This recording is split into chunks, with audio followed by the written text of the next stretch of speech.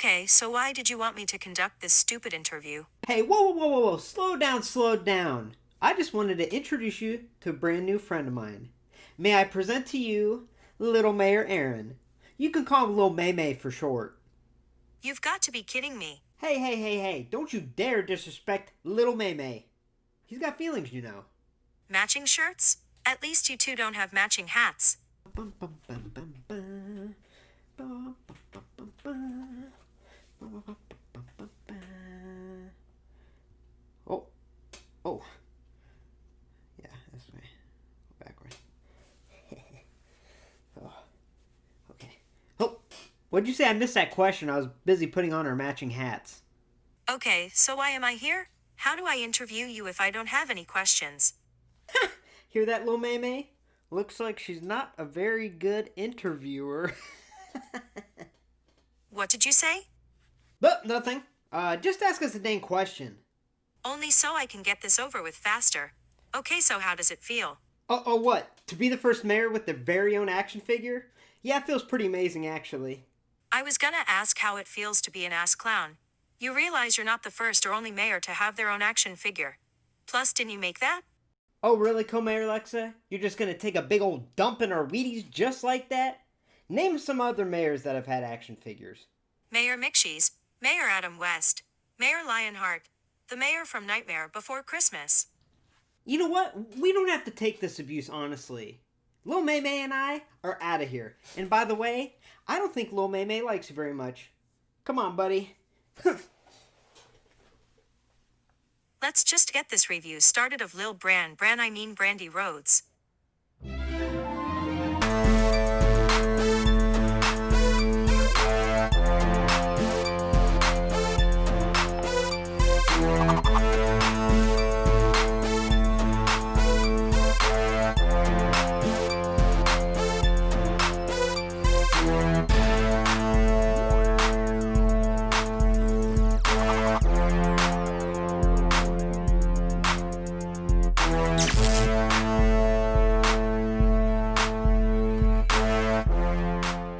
Hey y'all, welcome to Lumberjillville. Women's Wrestling lives here.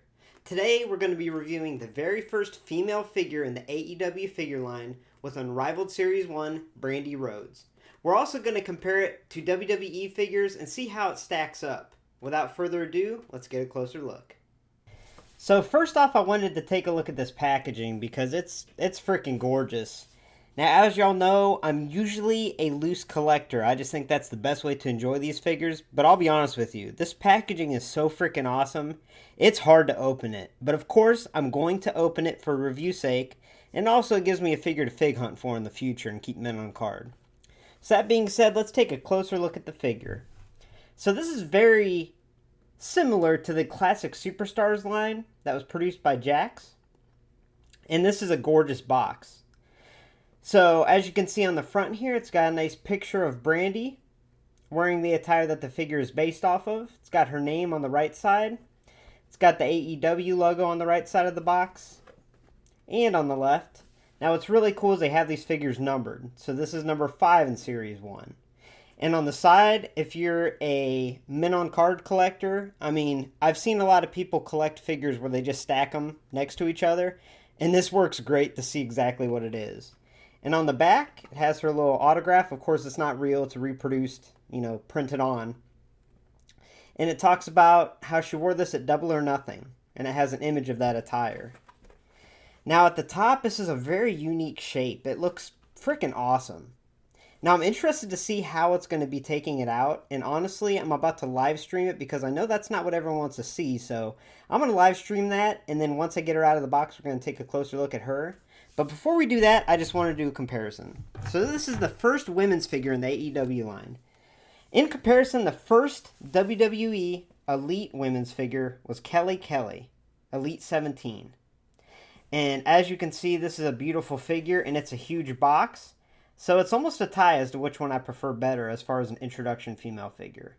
That being said, let's take a closer look at Brandi. So right away when I took her out of the box, the first thing I noticed is this figure is gorgeous. It is beautiful, honestly, all the way around. My only gripe that I noticed right away is it is nearly impossible to stand up. Now this is a flat surface, but it's going to take some maneuvering to get her to stand up straight. She might need a display stand, honestly. But that being said, the detail all around her is awesome, and I can't wait to get a closer look at each intricate part. But let's start off with that face. So moving on to this face, I think it looks awesome. I think it looks a lot like her. And honestly, it's pretty detailed, and I really like that. Now, something I've learned to appreciate in these women's wrestling figures is the different hair molds, designs, and colorations that make it unique to that superstar, and hers is very signature to her, especially during that night at Double or Nothing.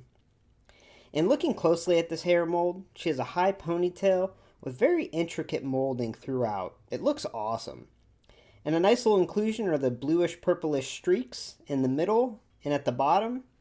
And coming around in the front, she has them on the tips. I mean, that's a nice little addition, so yeah, this head rocks.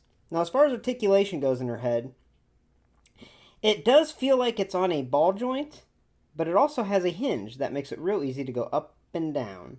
So, yep, I like it. Now, I was pleasantly surprised because the attire looked completely painted on just from images, but taking a closer look, that top is actually molded on, and that's really impressive, honestly, and I absolutely love that they did that. And all the way around continues with that molding. Now, when the paint application starts is through the arms and then the lower extremity, but we'll get to that. So this design is awesome and is intricately painted throughout. So they do a great job with it. Now, her actual attire that night at Double or Nothing, she has like this see-through mesh shirt that has this pattern on the arms, but that would almost be near impossible to do in figure form, so they do a nice job with the paint application here, honestly. Now, as you can see, that paint extends down the arms to form that design, both the right and the left. And moving on to her lower extremity, her bottoms are completely painted on with no molding, and that works just fine, honestly, considering it's painted so great. Now, moving on to her lower extremity as far as her legs go and her boots, she has these very high, like thigh-high boots, which, honestly, these things rock. They are molded to the core here. And if you turn her around, she has little openings molded on. Now, my only complaint is that, like I mentioned before, she is almost near impossible to stand. Now, I'll do a lot of maneuvering with her after this review. I mean, this is mostly to get a closer look at it. But yeah, I don't know if the back of the heel is a little too short and should be longer to get her balance better, but it's a little hard to stand. But overall, this attire is very accurate to her attire at Double or Nothing, and the paint application just makes this thing pop, so I think it looks awesome. Alright, so before we compare it to a WWE Women's Elite, I wanted to go over the articulation, just because it's a new figure, so I figured I'd show you. So, as far as her head goes, I covered that, how it's on like a hinge joint that goes up and down, and also a little bit of a ball where you can move it around. However, it does make her neck look pretty long, so that's kind of goofy. Now, her upper arm around her deltoid, she has that rotation that we've seen, and also that ball joint where she can move her shoulder in all different directions. Now, something I'm not a big fan of that is different than the Women Elite figures is the double hinge elbow. They just started adding double hinge knee joints on the Women's Elites, and it works awesome and looks great, and really allows for a lot of posability, but on the elbow, it's not really necessary and actually kind of looks goofy. But I could do without that. Now, moving down to her wrist, it does extend up and down and rotates. However, it does look goofy, that transition of her forearm going into her hand. Now, remember, she is wearing like a very thin, see-through mesh-type shirt that night that has these patterns on the arms, so I'll give it a pass because maybe that's what they were doing, but that's fine. Now, the biggest difference is up here in the upper torso. You know, she can swivel around, bend to the right, bend to the left, extend back well, move forward a little bit, so that's definitely a cool little joint. Now, at her waist, she turns, her upper thigh turns, and it's hard to tell, but right at the top of her boot actually turns too, and also at the foot joint, it extends and flexes. So the articulation is definitely there. And something I noticed is that her joints are very tight, and that's awesome. It might sound weird, but honestly that's good because I can't tell you how many women's basics or elites I've gotten with really loose joints, and that's frustrating for posability, so I do like that, but it'll take some getting used to some of these joints on her. Now we're going to do a little comparison between Brandi and the most recent WWE figures, Basic and Elite that I got. So if we're comparing Brandi to Basic Series 112 Sasha Banks, it's not much of a competition. Brandi has far more articulation, and the detail and intricate paint design is way superior to the Sasha, so not much of a competition there. Now, if we're going to compare it to the most recent Elite that I got, it would be Io Shirai or the Charlotte Ultimate, and those two figures are near perfect, so it's not really fair to compare to those. But comparing her to Elite 78 Naomi, which is also a recent Elite that I got, they both look awesome in their own way. They have very good paint design all over. The articulation is very similar on both. The only difference is Brandi has that little hinge joint in her neck, which Naomi doesn't. She has very limited head mobility. And also she has those double hinged elbows, which I'm not a fan of, to be honest. So as far as articulation goes, she might have more, but it seems unnecessary. So the biggest difference between these two is if Naomi was sold just like this, they're pretty even, right? However, Naomi comes with this glow-in-the-dark jacket and the glow title. And that's something that Mattel's been good at, is adding accessories to their Elites, and that makes the price point worth it. Whereas this AEW Brandi Rhodes here didn't come with any accessories, and that's a letdown. Because here where I live, the AEW figures go for $20 retail, and the Elites at Walmart are actually $15 retail. So for what you get, the WWE figures are far more bargain. Now that being said, this is the first AEW women's figure. So you can't be too hard on it because it is awesome, and just displaying her in the package is freaking great. So yeah. Whew. So as far as availability goes for Unrivaled Series 1 Brandi Rhodes, this is where it gets very complicated. I got mine because I pre-ordered her like 3 months ago, pretty early on in the Ringside Collectibles AEW pre-orders, and I was still on back order 1, which is a little weird because it was so early on that I thought it was bizarre that her initial pre-orders were already sold out. That being said, fast forward to when these figures started appearing on pegs about a month and a half ago at local Walmarts, and she wasn't anywhere to be found. It was announced that in the first wave of released figures, she wasn't included, so that made her impossible to find at stores. The only way to get her is Ringside Collectibles. Now, you go to Ringside Collectibles right now, you won't find her for pre-order. So honestly, scalpers are going crazy on eBay and selling theirs for really high prices, around $100. Now, all we can really do is hope and pray that Wave 2, Wave 3, however many more waves AEW releases to these Walmarts, that she's included. Because I do want to get a mint on card Brandi because it looks so awesome. But honestly, right now, she's a pretty rare figure to get, and you're going to spend a lot of money to get her.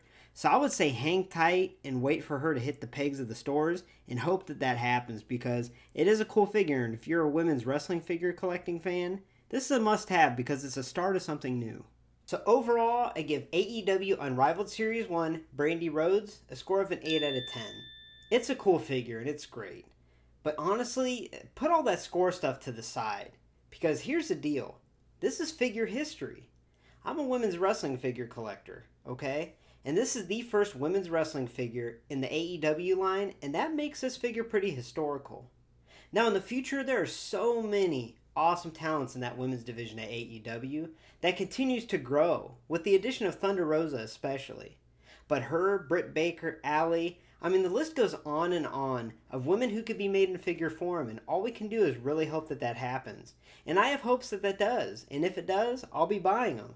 Because this being the first entry is pretty cool and pretty awesome. And I can't wait to see what the AEW line has in store. Thanks for stopping by Lumberjillville. Women's wrestling lives here. Make sure to hit like, subscribe, and join the community. We have plenty of women's wrestling figure reviews coming up. And get ready for October. I have a lot of videos already being filmed, written. It's going to be an awesome month, and I can't wait. Have a good night, y'all.